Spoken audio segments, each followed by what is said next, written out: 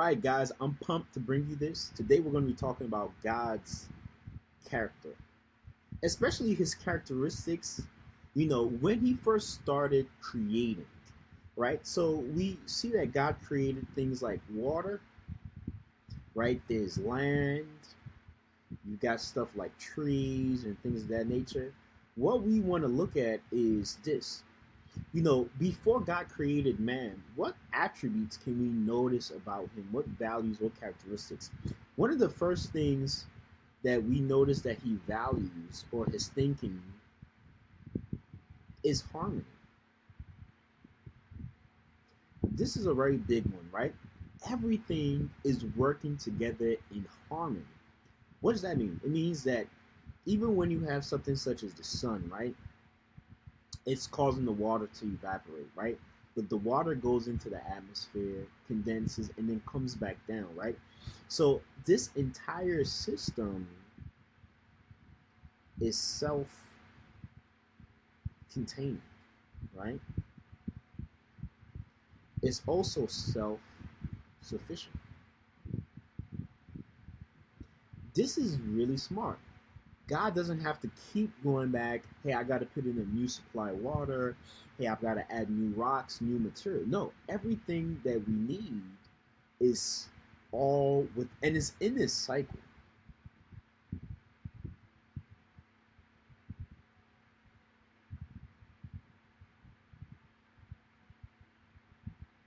Even what the animals eat, the plants, the trees, everything works together, right? Plants,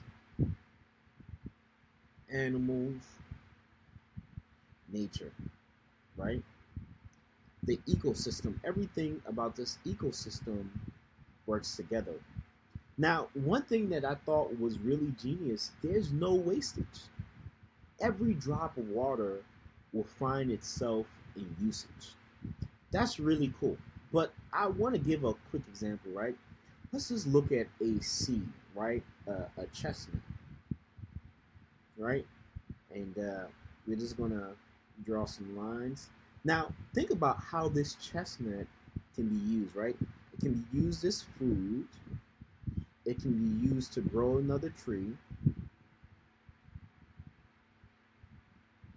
for an animal. It can also decompose on the ground and become fertilizer.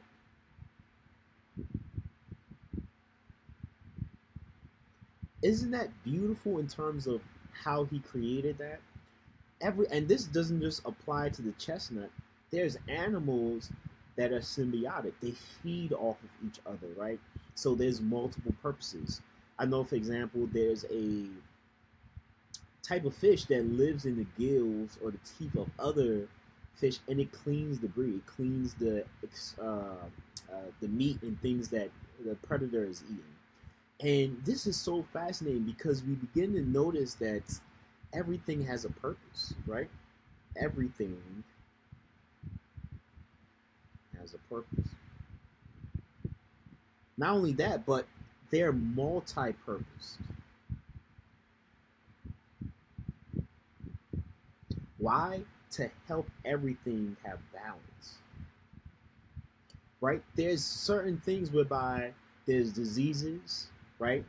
There's natural occurrences. So you have diseases, you have predators, viruses, natural occurrences, right? Your volcanoes, your things of that nature. What do these things do, right? They work together to balance. In fact, if you notice, a lot of times it is us as human beings that we cause things to go astray. We cause things to go out of balance, to be out of whack. And now you see things such as man-made, or like endangered species, right? Because what people are realizing is that God's setup is perfect. Oh my God, we killed out this type of cat. Now this rodent is like overtaking this type of population and it's causing these insects to be killed out and da, da, da. So there's all this like negative detrimental to the point whereby there's like protected areas, endangered species, because we're noticing, hey, God's design is perfect, so we want to keep it that way, right? Or we want to work within that scope, within that parameter, to encourage that perfect design. Now, the other thing that I really love is that this seed can also produce forest, right? What does that mean? It means that that same chestnut, boom, planted, becomes a tree. That tree now has multiple chestnuts. Those chestnuts can drop, become multiple trees, and it just keeps growing and growing and growing, right? So one seed can grow and grow and grow, right? And it goes to show that God is leveraged, right? God is extremely leveraged, right? It's the ability to get more out of one single unit of work, right? So the fact that a seed is self-replicating is genius.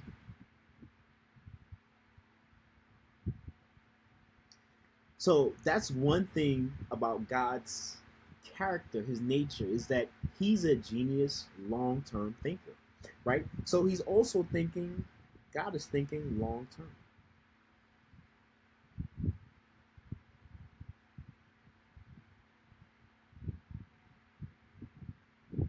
right? A seed can become a forest. Everything that's working together is for eons. You don't know how long. We're not going to be, but it goes to show that he's such an incredible long-term thinker. God is very smart, right? So he doesn't want to have to keep coming back. Oh, I got to plant a new batch of seeds. I got to plant a new batch of fruits or trees or whatever. No, I built the technology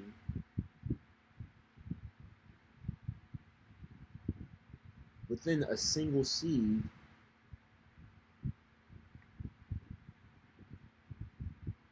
so I don't have to keep coming back.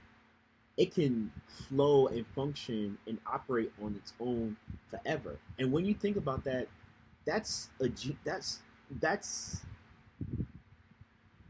absolutely. I mean, no words can really describe that way of thinking, but it's phenomenal.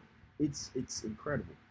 So it just goes to show that with God, He is He's intentional, right? There's nothing God is doing that's by mistake or by chance. No, every single detail is calculated, right?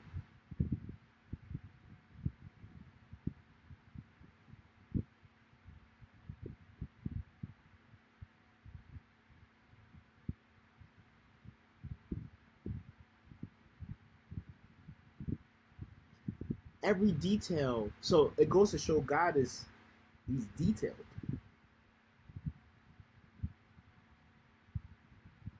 He's intelligent, right? He's calculating, right? He is wise. That's wisdom, right?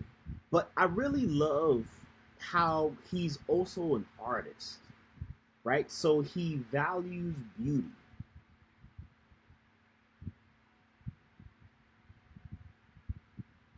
right? And he cares for balance. He's a god of balance. He didn't create it. So imagine the earth went out of balance every 10 years or every 50 or 100 years or whatever. No. Everything on earth, it self regulates, right?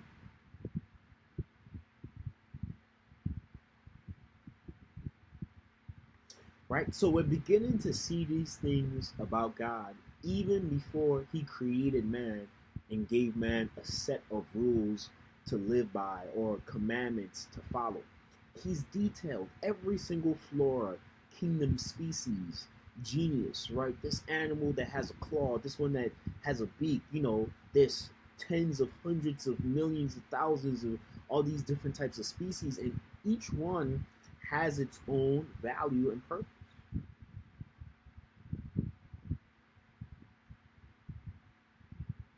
right? We begin to think about, the fact that there's this balances that just keeps everything working together, right?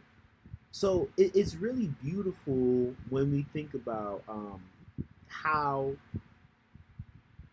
he has thought everything out.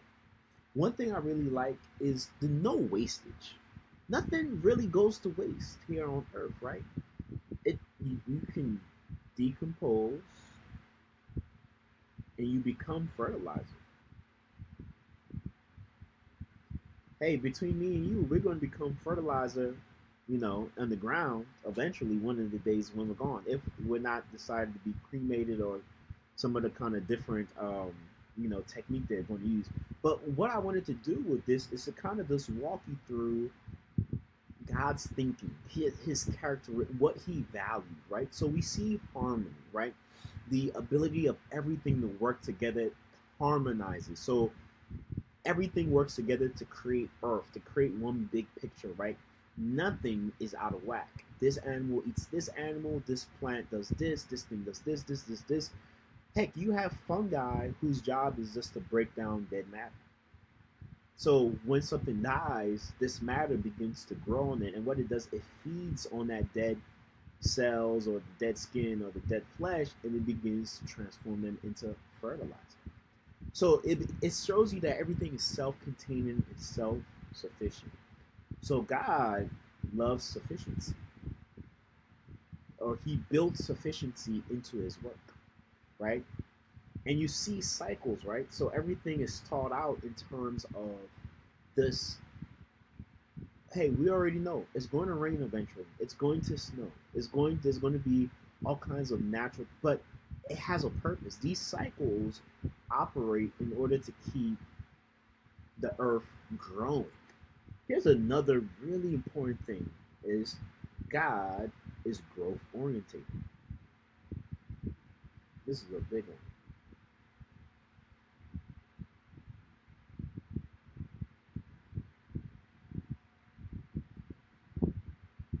Right?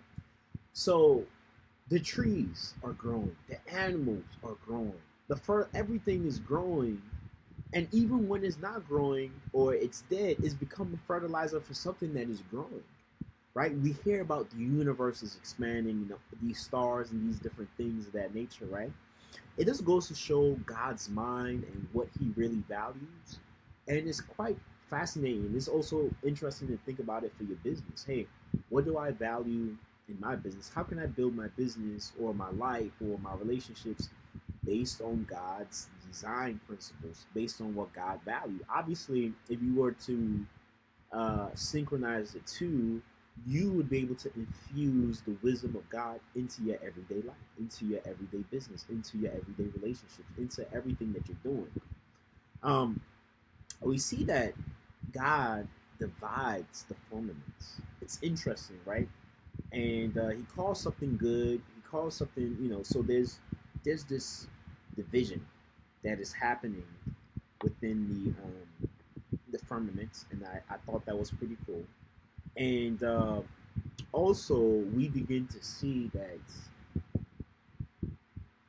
there's stars in the skies for guidance, right? There's things, one thing I would say is that every single thing is useful. There's an ointment that you can make from this plant, right? And you don't have to go through all this man-made stuff. So I think one thing I've noticed with God, a lot of times, simplicity, right? We have simplicity,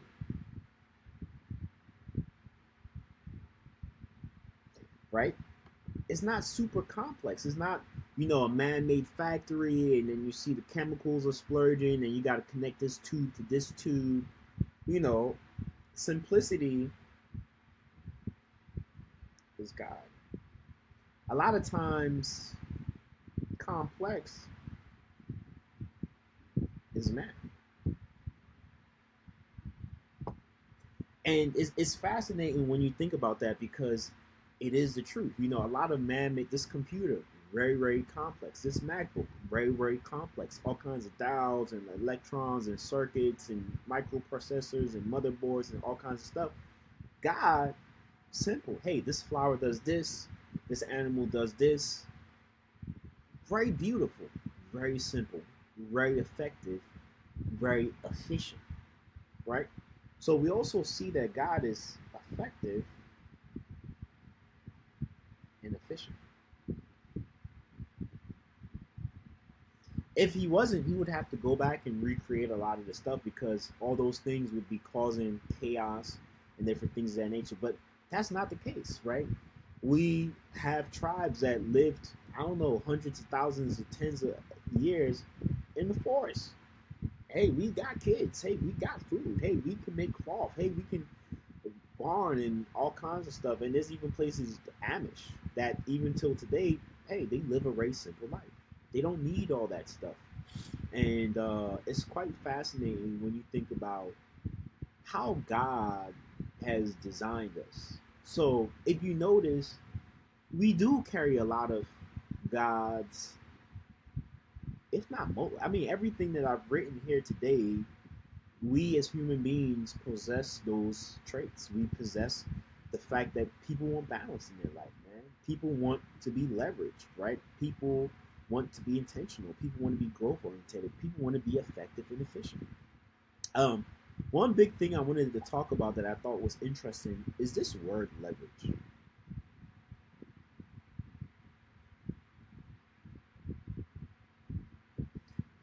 The most leveraged person is definitely God. He creates once and is set into motion forever. And that's incredible leverage. I think, ways that we can think about leverages in business and things of that nature is things like books, podcasts, videos, things of that nature. But the effectiveness and efficiency of God is on a completely different scale, obviously. But it doesn't mean we shouldn't study it. We shouldn't try to understand maybe, okay, from the principles of how God has used leverage to, or what he's created that contains leverage, how can we take those same principles and apply it to our life? So, guys, that pretty much wraps up this video. I'm super pumped that you were able to see this.